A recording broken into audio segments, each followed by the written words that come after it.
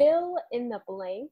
You're not getting any younger, so know that your brain is malleable, which means it can always change. So you can always learn something new. You can learn this mindset shift. You can learn self-compassion. You can learn gratitude. And so this idea that you're stuck it's not totally real. Like that with these shifts, anything is possible.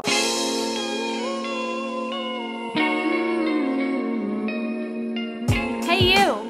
Yes, you!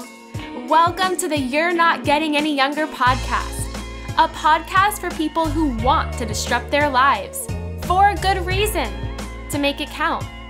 I'm your host, Jen Glantz, and every week I'll drop a new episode with stories from real people just like you, who woke up one morning and decided to make big changes, starting with small things. We'll cover topics like entrepreneurship, love, failure, and self-care. Hey, you're not getting any younger, so let's make this an adventure. Ready?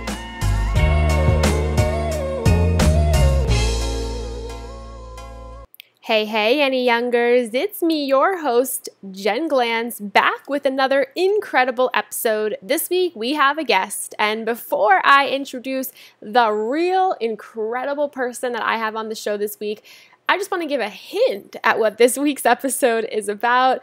It's about how we treat ourselves. And I've been saying this constantly that I am so mean to myself. Like if I wrote down some of the things I said to myself, I would be embarrassed because I would never, ever, ever talk to anybody else in the world like I talk to myself.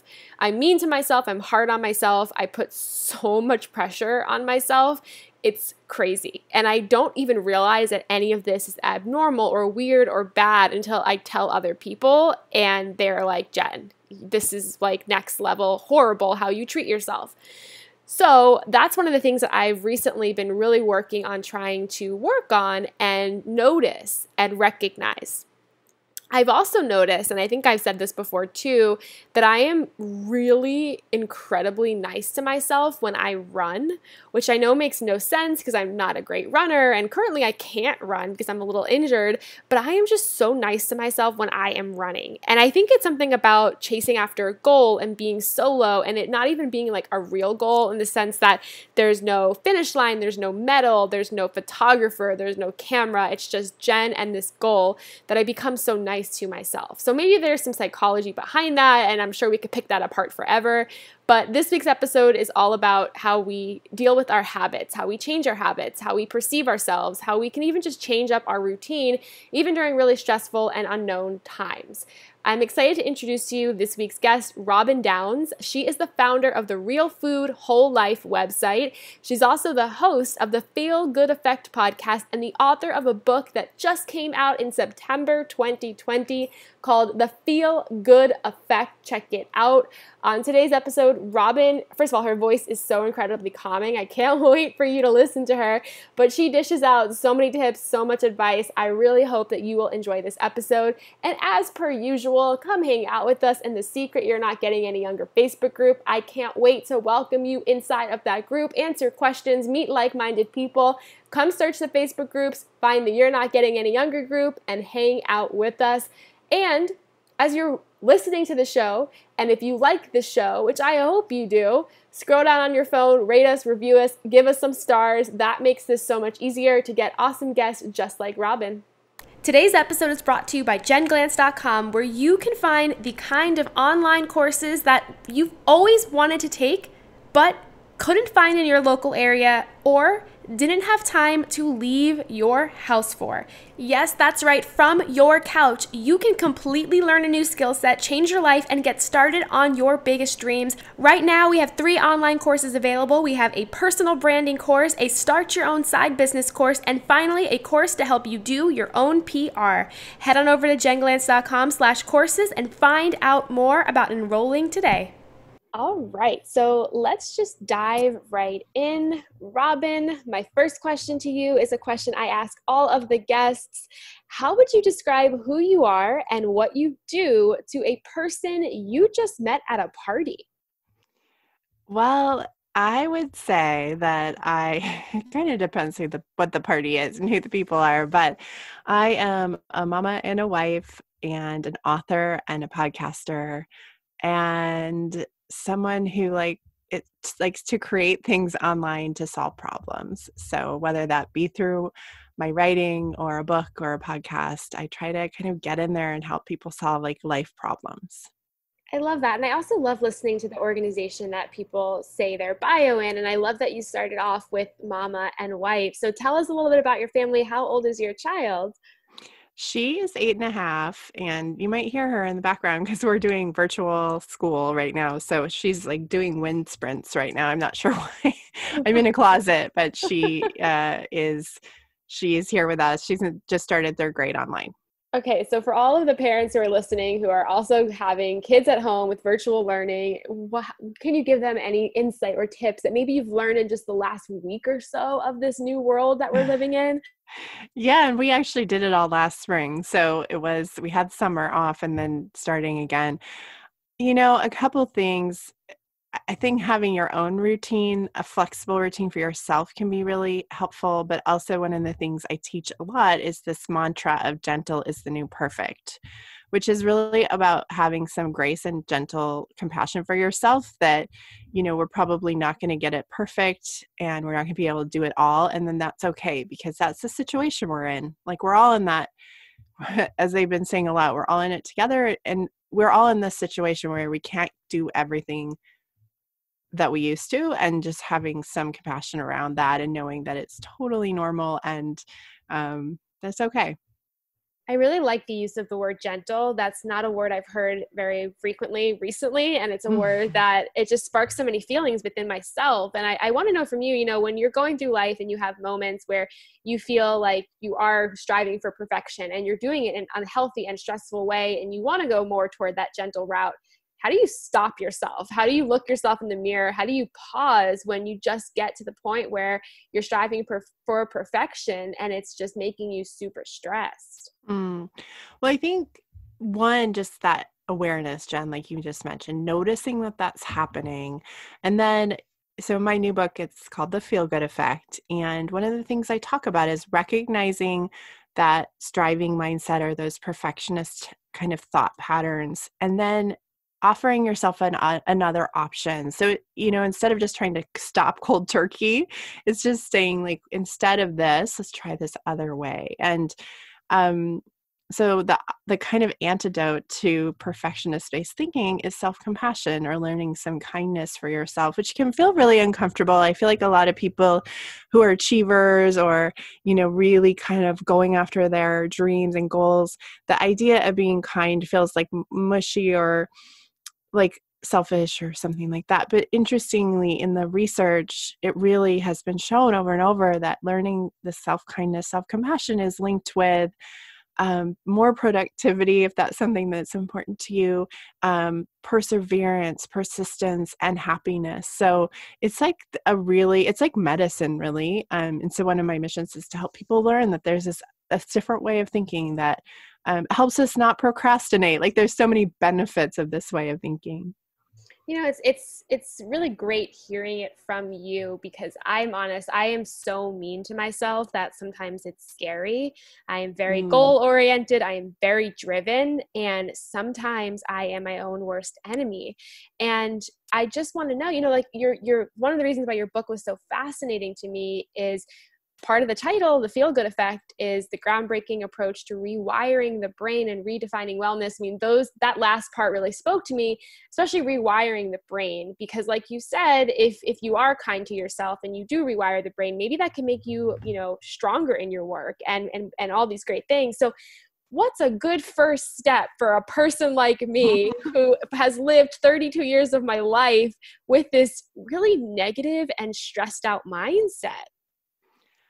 Well, so first step is I have this 4-part, what I call the 4 Ps to shifting your mindset, and that's in the book.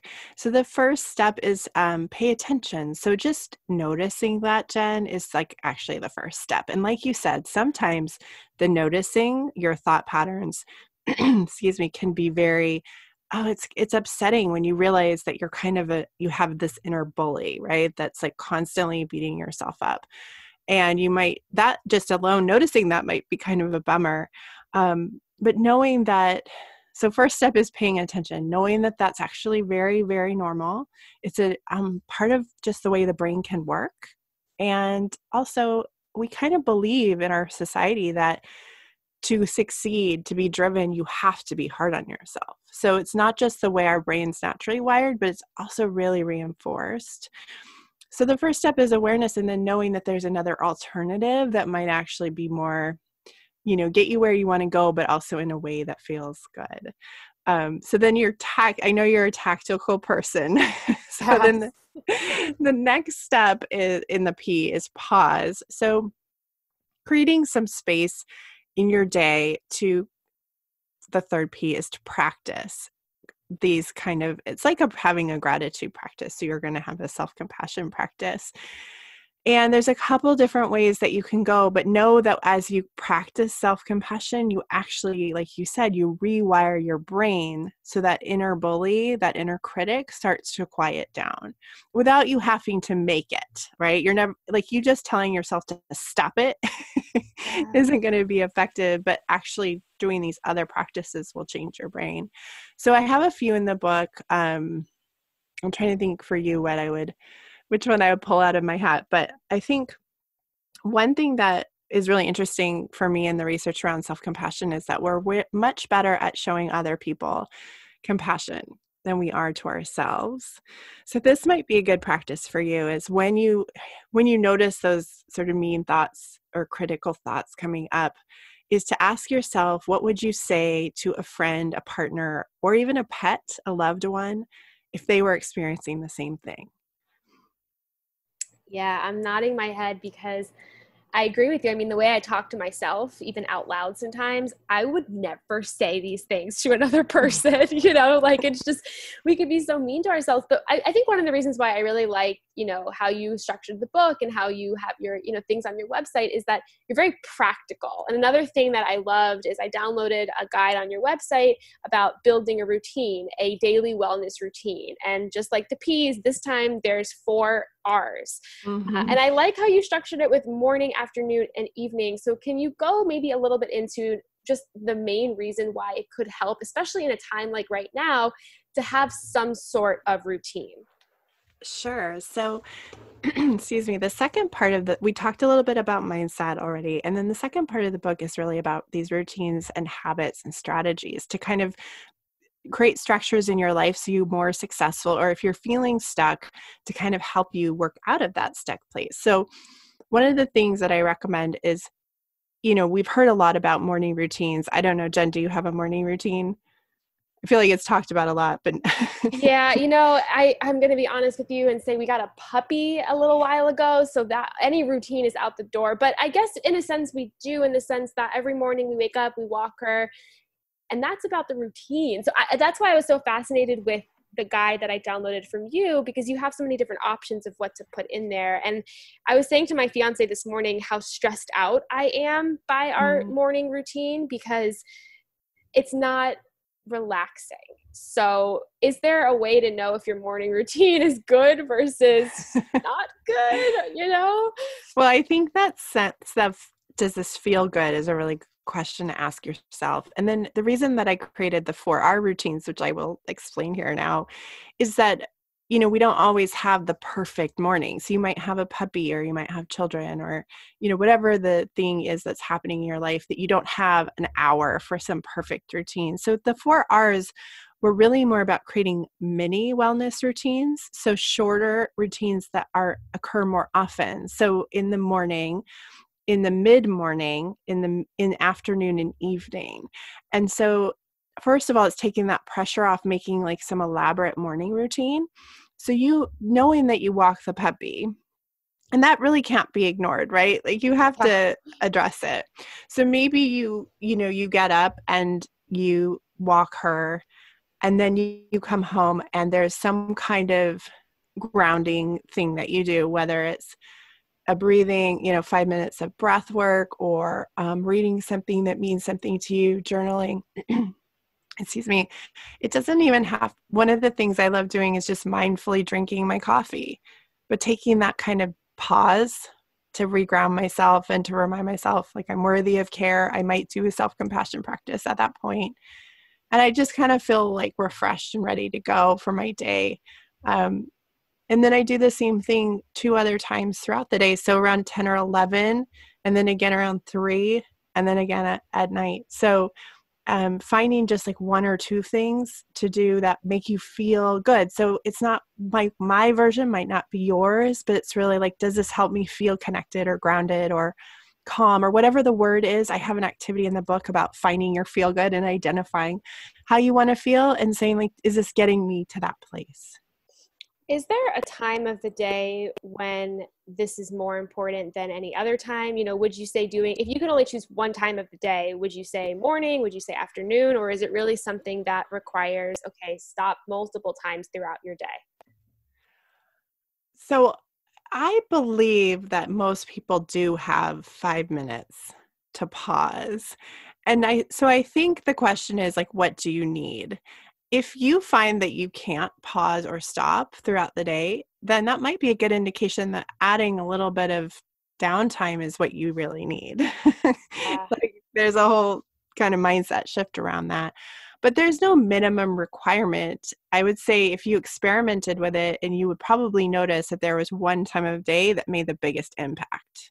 So I am all about working smarter, not harder. So if I find for me, doing a little morning routine really sets my day up for success. But I've also found that having that afternoon, just taking a beat, drinking some water, reconnecting with whatever it is I need really helps. The evening is challenging as a parent in many ways, so it really is important for me. And I think reminding myself that it's okay to take a little bit of a break has been really fundamental as well. So it's very much about like what you need right now and what's realistic in your life. Oh, absolutely. And I'm thinking in my head of all the amount of time I waste during the day with unhealthy habits, like sitting Right. on social media or doing anything that's not good, and how switching those habits in that time I already spend would be just game changing. And downloading that guide on your website, and I'll link to it in the show notes, was so powerful because it allowed me to visualize those stopping points throughout the day. So I personally loved that. And I wanted to ask you, when you're writing the book, I know a lot of the listeners, they're doing creative projects, whether it's a book or a podcast. When you were writing your book, did you take on any new habits that you were happy about or that helped you write this book? I think 2 things. One is really understanding the connection between perfectionist-based thought patterns.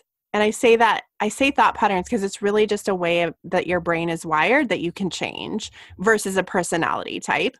But the connection between perfectionist-based thought patterns and procrastination, because working on a big project like that is so appealing to procrastinate.